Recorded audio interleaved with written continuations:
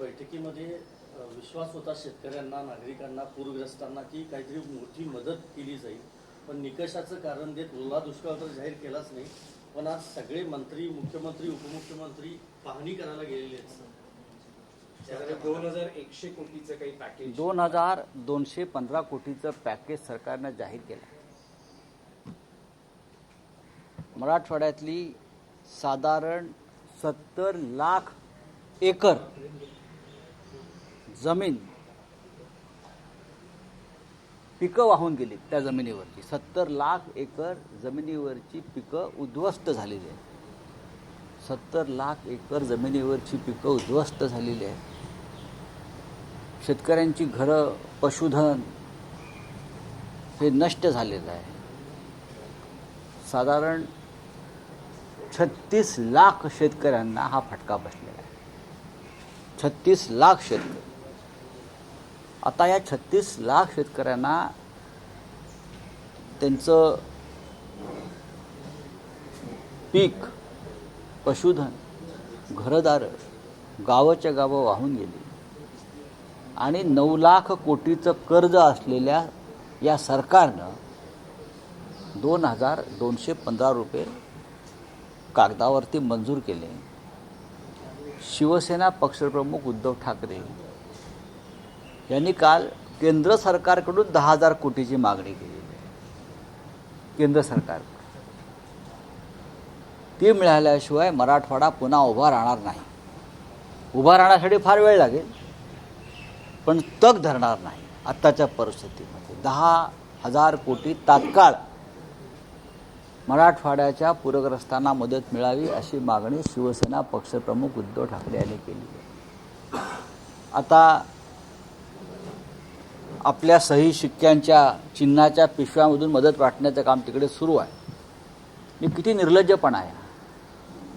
लोक मरतायत आणि त्या मृद्यांचं राजकारण तुम्ही करताय बरं का. म्हणजे भगव्या पिशव्या ठीक आहे, त्याच्यावर तुमचे फोटो, त्याच्यावर तुमच्या पक्षाचं चिन्ह, हे राजकारण करण्याचं आणि प्रचार करण्याचं कोणतं तंत्र ह्या लोकांनी निर्लज्जपणाचं अवलंबलेलं आहे मला कळत नाही. एका बाजूला भारतीय जनता पक्षाचा वेगळा कारभार, दुसऱ्या बाजूला मेंढे गटाचं वेगळं आहे, त्यात आता अजित पवार गट येईल. म्हणजे ही इथे सुद्धा स्पर्धा चालली आहे का तुमची. लोक मरत आहेत, आक्रोश चालला आहे, लोक वाहून जात आहेत. म्हणजे अशा प्रकारे काम करणारं सरकार, निर्दयपणे काम करणारं सरकार या राज्यामध्ये आहे.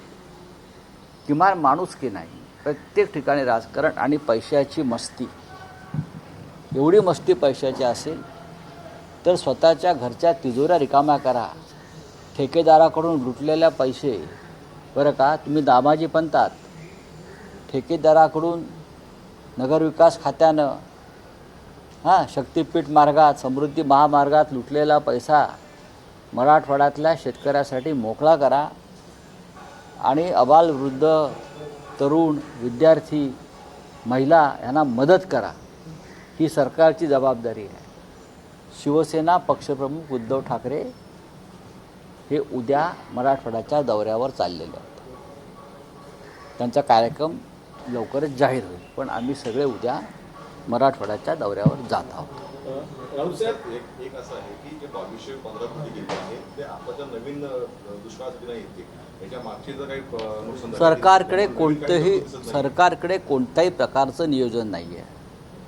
याआधीसुद्धा जो दुष्काळ आला, अवकाळी पाऊस आला, त्या संदर्भात जी आश्वासनं दिली ती अद्याप पूर्ण झालेली नाही. याचं कारण सरकारच्या तिजोरीमध्ये शेतकऱ्यांसाठी कोणत्याही प्रकारचा पैसा उरलेला नाही. ज्या सरकारवर साधारण 9 ते 10 लाख कोटीचं कर्ज आहे ते सरकार शेतकऱ्यांना कुठून मदत करणार. म्हणून नरेंद्र मोदी यांना माननीय उद्धव ठाकरे साहेबांनी आवाहन केलेलं आहे की 10,000 कोटी रुपये तुम्ही तात्काळ द्या. एक लक्षात घ्या, ओला दुष्काळ वगैरे शब्द सोडून द्या. हा आघात साधा नाही. फक्त पिकं नाही वाहून गेली आहे, शेतं, माती, जमिनी वाहून गेल्या. ज्या मातीमध्ये पीक काढलं जातं ती मातीच उरलेली नाही आहे, ती जमीन उरलेली नाही आहे. त्याच्यामुळे पुढल्या अनेक पिढ्यांचं नुकसान आहे शेतकऱ्यांच्या. मराठवाडा शेतीच्या दृष्टीनं पूर्णपणे उद्ध्वस्त झालेला आहे हे या सरकारच्या लक्षात आलं आहे का? जे आपल्या दाढीचे फोटो बरं का पिशव्यांवर छापून मदत वाटतायत किंवा प्रचार करतायत, त्यांना एक कळलं आहे का की किती मोठं गंभीर नुकसान झालेलं आहे? काय ही मतं मागण्याची किंवा प्रचार करण्याची वेळ नाही आहे, त्यांना समजायला पाहिजे सगळ्यांना.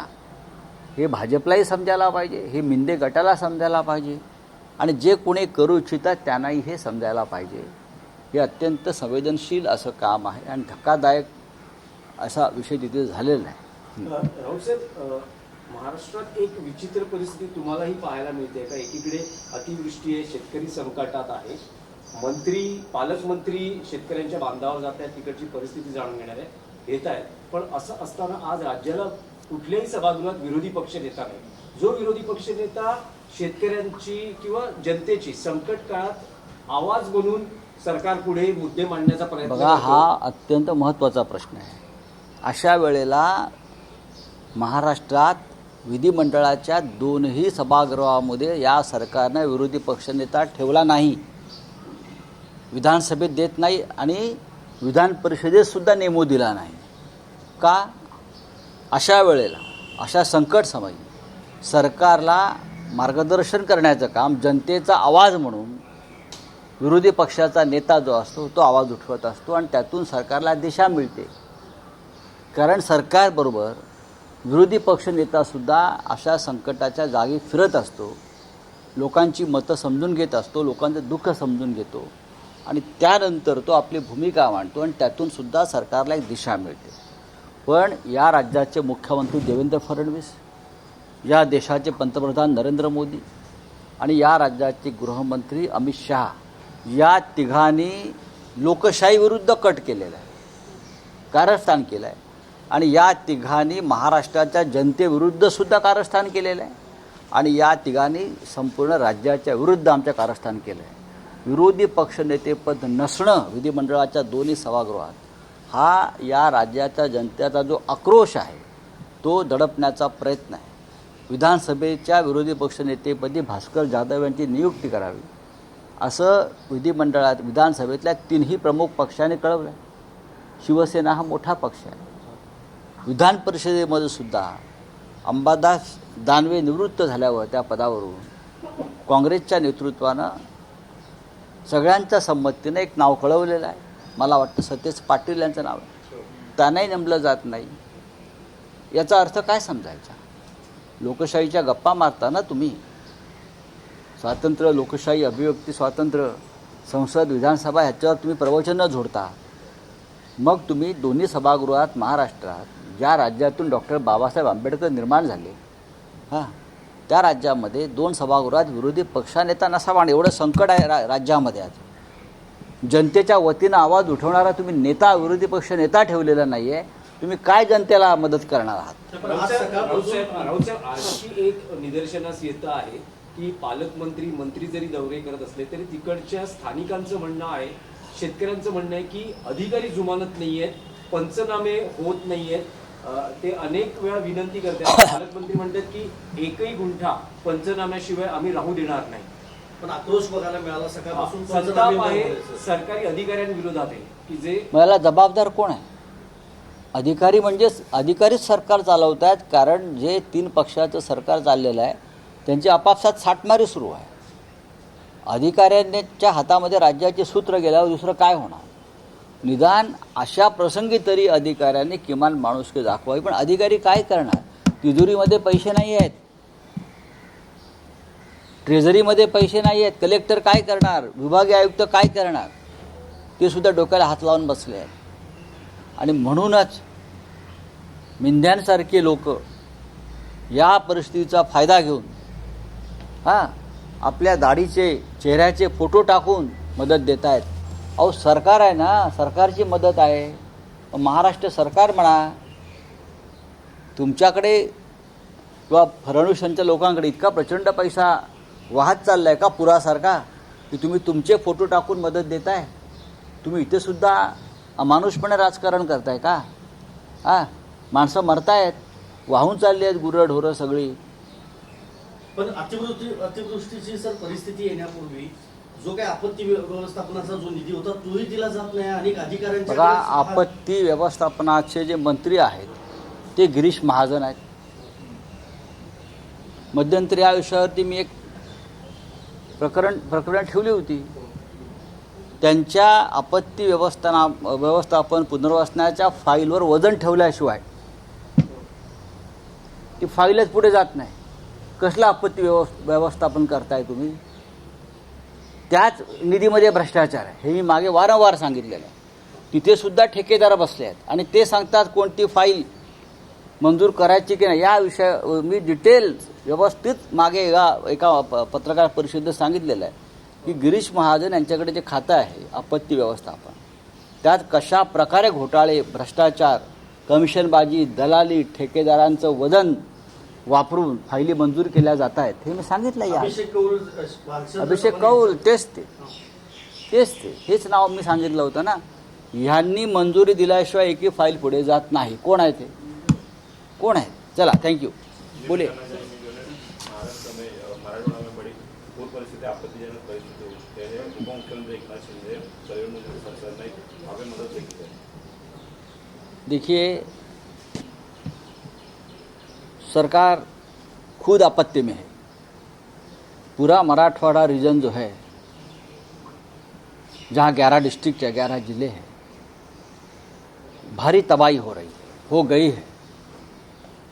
लगभग 70 लाख एकड़ जमीन खेती पूरी तरह से बह गई है, ढस गई है. लगभग 40 लाख किसानों को नुकसान हुआ है. पशुधन गया है, खेती गई है, घरदार गया है, सब कुछ चला गया है. लेकिन सरकार कहाँ है? सरकार के ऊपर लगभग 10 लाख करोड़ का कर्जा चल रहा है. तो सरकार मदद कहाँ से देगी?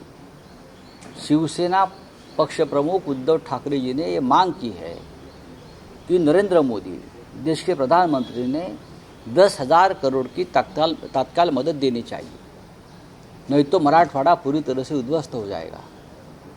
लेकिन सरकार के कुछ लोग और मंत्री क्या कर रहे हैं? अपने पार्टी के थैली में अपना एक फोटो और पार्टी का चिन्ह लगाकर मदद देने की कोशिश कर रहे हैं. यहाँ भी राजनीति हो रही. लोग मर रहे, लोग ख़त्म हो रहे, लोगों का आक्रोश चल रहा है, लोगों को खाने पीने को नहीं. और ये शिंदे के लोग वहाँ राजनीति कर रहे हैं. ये ठीक नहीं है. ये बहुत निर्घृण बात चल रही है. लेकिन कल उद्धव ठाकरे जी पूरे विभाग का दौरा करेंगे और जायजा लेंगे और फिर बात करेंगे. ये वो हमारे एमपी है, सांसद है ओमराजे निंबाळकर. लगभग 3 दिन से पानी में लोगों को बचाने की, लोगों को मदद करने की पूरा प्रयास कर रहे हैं. ये हमारा शिवसेना का एक हमेशा एक धर्म रहा है. संकट के समय फील्ड पर उतरो, राजनीति ना करो. थँक्यू. काय बघा, सरकार आता पोचलं आहे आपल्या थैल्या घेऊन, सही शिक्क्यांच्या, चिन्हांच्या, मंत्री. पण धाराशिवमध्ये शिवसेनेचे खासदार ओमराजे निंबाळकर गेल्या 4 दिवसापासून असंख्य शिवसैनिकांसह चिखलात आणि पाण्यात लोकांना मदत करतायत, लोकांचे प्राण वाचवतायत. लोकांची व्यवस्था स्वतः जाती न पाहतायत. हा शिवसेनेचा धर्म जो आहे, हा बाळासाहेब ठाकरेंनी शिकवलेला आहे. संकटामध्ये राजकारण करायचं नाही, जात धर्म विचारायचं नाही. 4 दिवस झाले निंबाळकर, आमचे तरुण खासदार, पाण्यामध्ये, चिखलामध्ये, ते स्वतः आजारी पडलेत, पण ते काम करतायत. जालन्यात कृषी मंत्र्यांना लोकांनी घेराव घालून प्रश्नांची सरबत्ती केलेली आहे. एक प्रकारचं जे आहे ते आंदोलन सुद्धा मुख्यमंत्री केली बाहेर. नाही, आता हे जागोजागी होणारच आहे.